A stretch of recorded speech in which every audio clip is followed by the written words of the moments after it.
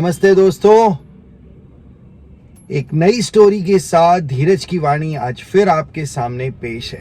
I hope आप लोग ये सारी स्टोरीज एंजॉय कर रहे होंगे और इनमें से कुछ ना कुछ जरूर सीख रहे होंगे।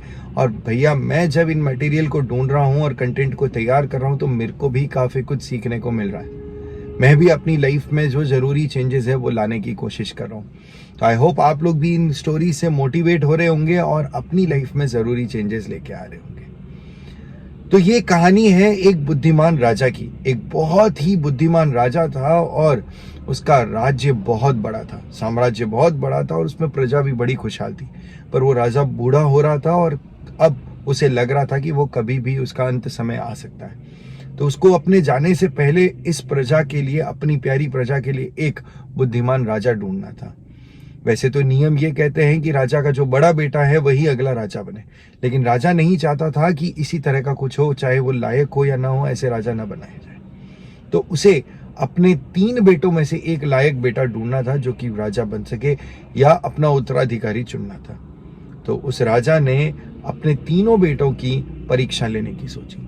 उसने अपने तीनों बेटों को अपनी तरफ बुलाया और ये कहा कि मैं तुम्हें एक एक सोने का सिक्का दे रहा हूं और तुम जाकर एक ऐसी चीज ढूंढ कर लाओ जिससे पूरा का पूरा महल भर जाए। तीनों बेटों ने काफी देर तक सोचा और फिर बड़ा बेटा तपाक से बोल पड़ा, एक सोने के सिक्के से पूरे महल को भरने जितना कुछ नहीं आ सकता, आप बुढ़ापे में सठिया गए। इसी प्रकार दूसरे बेटे ने भी कहा कि मुझे नहीं लगता कुछ मिल सकता है, लेकिन फिर भी मैं सोचूंगा। और तीसरा बेटा शांत होकर वहां से निकल गया, जो सबसे छोटा बेटा था। तीनों गए, तीनों को 10 दिन का समय दिया गया।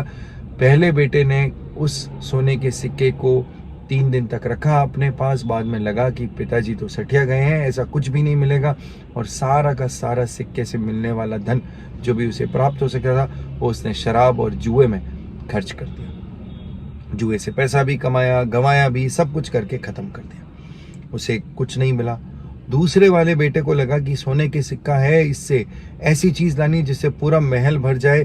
तो सस्ती से सस्ती चीज ढूंढनी चाहिए और सबसे सस्ता चीज मिलती है कचरा। वो कबाड़ी वाले के पास गया और वो कचरा ढूंढकर पूरे महल को कचरे से और दुर्गंध से भर दिया। तीसरे बेटे ने कुछ सोचा कि पिताजी ने कहा है तो जरूर कोई ऐसी न ऐसी चीज होगी जिससे पूरा महल भरे। काफी सोचने के बाद उसे दिमाग में कुछ स्ट्राइक किया, कुछ ख्याल आया और उसने अपनी बुद्धिमत्ता का उपयोग करते हुए पूरे के पूरे उस सोने के सिक्के से खूब सारी मोमबत्तियां और सुगंधित बत्तियां खरीद ली। उसने उस रात पूरे के पूरे महल को मोमबत्तियों से और सुगंधित बत्तियों से सजा दिया और जैसे ही उन्हें सबको जलाया तो पूरा महल रोशनी से, रात के समय में एकदम दिन की रोशनी की तरह और सुगंध से भर गया।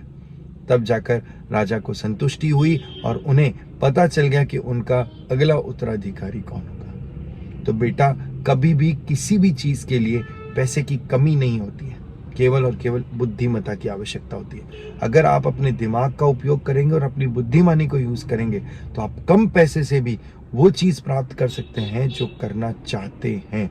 बस थोड़ी मेहनत की और थोड़ी बुद्धिमानी की आवश्यकता है। आप अपनी मेहनत से कम पैसों को उतना बढ़ा सकते हैं जिससे आप कुछ भी हासिल करना चाहते हैं।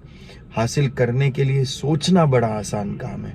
हम बहुत बड़ी सोच रख सकते हैं, लेकिन बहुत बड़ी सोच के लिए बहुत बड़ा प्रयत्न भी करना पड़ता है, जो हमसे होता नहीं है। तो कोशिश किए जाओ और खूब प्रयत्न करो। जितनी ऊंची सोच उतना ऊंचा प्रयत्न, ये ध्यान रखना।